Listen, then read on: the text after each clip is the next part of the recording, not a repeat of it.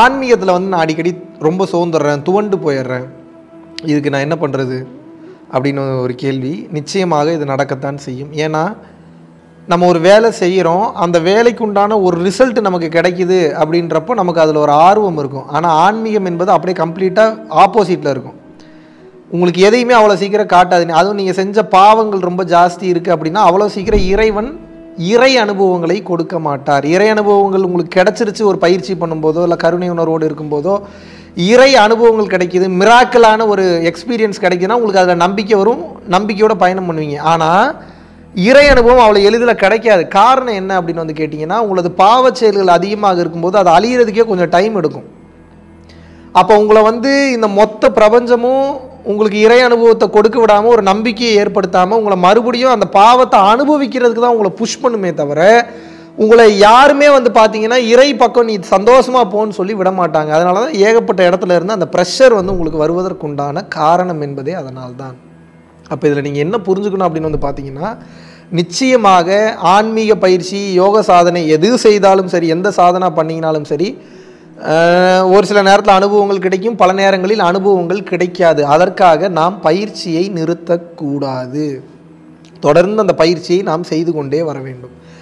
ஏன் அந்த பயிற்சியை தொடர்ந்து வந்து செய்ய சொல்கிறோம் அப்படின்னா, நாம் பயிற்சி செய்ய செய்ய நமக்கே தெரியாமல் ரொம்ப ஆழமான லெவலில் அந்த மாற்றங்கள் என்பது செல்களுக்குள் ஏற்படும். எப்போ ஆழமாக அந்த செல்களுக்குள்ள அந்த மாற்றங்கள் ஏற்பட ஆரம்பிக்கிறதோ அப்போ தான் அது கொஞ்சம் கொஞ்சமாக மாற்றம் நடக்கும். நம்ம நினைக்கிற மாதிரி உடனே எனக்கு பெரிய பெரிய அனுபவங்களாக கிடைக்கணும், நான் அதை பார்க்கணும் இதை பார்க்கணும் அங்கே போகணும் இங்கே போகணும்னா ஒன்றுமே பண்ண முடியாது. உங்களுக்கு எதுவுமே செட் ஆகாது. எதிர்பார்ப்பு இருந்ததுனாவே நீங்கள் ஆன்மீகத்தில் ஜெயிக்க முடியாது.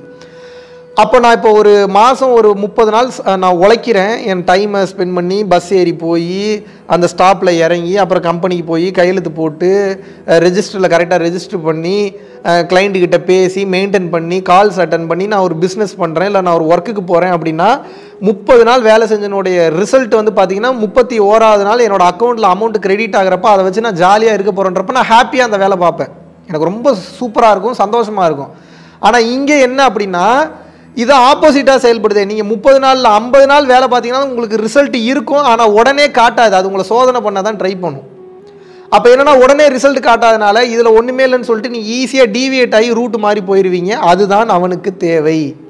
நல்ல நிலையில் இருக்கக்கூடிய ஆன்மாக்களுக்கு உடனே அனுபவம் கிடைக்கும். அனுபவம் கிடைக்கும் போது இருக்குமா பிடிச்சிப்பாங்க இதில் ஏதோ இருக்குன்னு.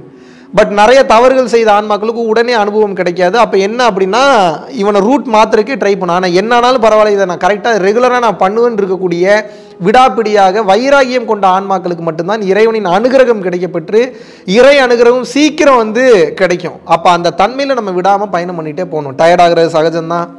ஆன்மீகத்தில் ஒரு முன்னேற்றமும் இல்லாமல் இருக்கும்.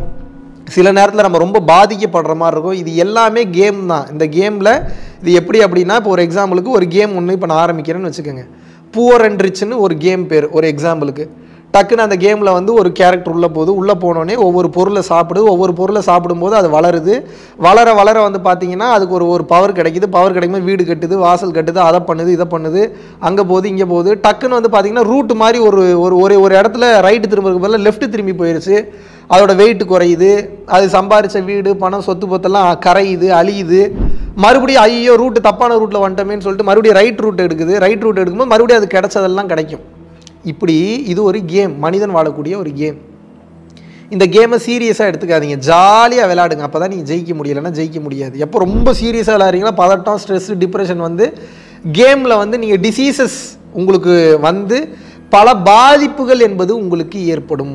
அதனால தான் சொல்கிறேன், இது ஒரு கேமாக பாருங்கள். இந்த கேமில் பார்க்கும்போது நல்ல அனுபவங்களும் வரும், கெட்ட அனுபவங்களும் வரும். இந்த நல்ல அனுபவங்கள் கெட்ட அனுபவங்களுக்கு ஆட்படாமல் நீங்கள் தொடர்ந்து உங்களது கடமைகளை நீங்கள் செய்து கொண்டே வரும்போது என்னானாலும் பரவாயில்ல, என் வேலையில் நான் சரியாக இருப்பேன், பயிற்சி பண்ணுவேன், கருணை உணர்வோடு இருப்பேன் இருக்கும்போது ரொம்ப கீழான நிலைக்கு போவது போல இருந்தாலும் இறைவன் உங்களை பார்த்து கொண்டிருக்கிறார், விடமாட்டார். இறைவன் பொய் கிடையாது. இறைவன் உங்களை நிச்சயமாக விடமாட்டார். அந்த அர்ப்பணிப்பில் நீங்கள் இருக்கும்போது அந்த மிராக்களை நடத்தி கடைசி நேரத்தில் அந்த மாற்றத்தை கொடுத்து உங்களை உயர்ந்த கட்டத்திற்கு உயர்த்துவார். ஆனால் அது வரைக்கும் உங்களை போட்டு பார்த்துருவார், சும்மா விடமாட்டார். ஏன்னா இறை பாதைக்கு திரும்புறீங்க, சும்மாவா? எப்போது அந்த பக்குவமும் அந்த தைரியமும் உங்களுக்கு 100% வந்து விடுகிறதோ இறைவனின் அருளாசிகள் கிடைக்கப்பெற்று உயர்ந்த நிலைக்கு ஆன்ம ரீதியாகவும் பொருளக ரீதியாகவும் போவீங்க. அது வரைக்கும் ஒரு ரிசல்ட்டு கிடைக்காத மாதிரி தான் இருக்கும். டயர்டாகக்கூடாது. டயர்ட் ஆகிட்டிங்கன்னா நீங்கள் ஆரம்பத்துலேயே இந்த கேம் விளையாட தகுதி இல்லாதவராக மாறிவிடுகின்றீர்கள். ஸோ புரிந்து கொள்ள வேண்டியது ஒன்று தான். ஆன்மீகம் வந்துட்டாலே நிறைய பிரச்சனை வரும், நிறைய கஷ்டங்கள் வரும், நிறைய கவலைகள் வரும். அந்த சூழ்நிலையில் எனது மனதை நான் எப்படி திடமாக சந்தோஷமாக நான் வைத்துக்கொள்கிறேன் என்பதில் தான் ஞானம் இருக்கின்றது. அந்த ஞானத்தினால் மட்டும்தான் இறைநிலையை அடைய முடியும். அதனால் பொறுமை ரொம்ப அவசியம். டயர்டாகாதீங்க, யார் என்ன சொன்னாலும் அதை பற்றி கவலைப்படாதீங்க. தொடர்ந்து பயிற்சி பண்ணுங்கள், பயணம் பண்ணுங்கள், நிச்சயமாக உயர்நிலையை அடைவீர்கள். நன்றி, வணக்கம்.